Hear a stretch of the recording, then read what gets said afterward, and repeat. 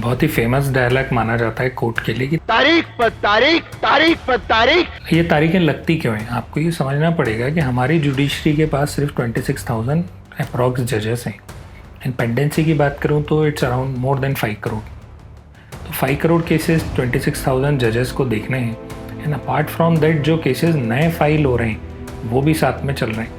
तो एक तो ये कि जुडिशरी बहुत बर्डनड है। जुडिशरी के पास जितना काम दिया हुआ है वो उसकी कैपेसिटी से कहीं गुना ज़्यादा है, चाहे वो हाई कोर्ट हो, सुप्रीम कोर्ट हो, लोअर कोर्ट्स हो, कंज्यूमर फोरम्स हो, फैमिली कोर्ट्स हो। तो एक रीज़न तो तारीख पे तारीख का ये है कि जो जुडिशरी है वो ओवरबर्डनड है।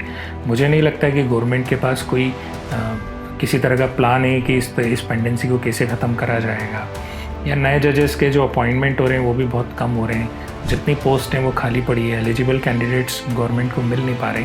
तो एक रीज़न तारीख पे तारीख का तो ये है कि जुडिशरी ओवरबर्डनड है। दूसरा रीज़न, क्लाइंट्स भी कई बार चाहते हैं कि हमारा केस सालों साल चले, जिस रीज़न से जो एडवोकेट्स हैं वो काफ़ी सारे एडजमेंट्स लेते हैं। और कोर्ट चूँकि ओवरबर्डनड है तो एडजस्टमेंट्स एक कैजुअल तरीके से देती रहती है, क्योंकि उसे भी पता है कि अगर आज 200 केसेस लगें तो वो 200 तो नहीं सुन सकती है।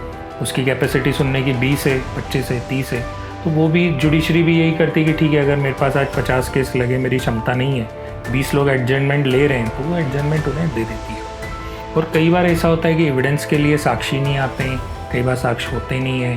तो काफ़ी सारे रीजन्स है जिसके कारण ये तारीख पे तारीख का जो कंसेप्ट है ये चला आ रहा है। और आने वाले 100 साल, 125 साल तो पेंडेंसी ख़त्म करने के लिए ही लगना है।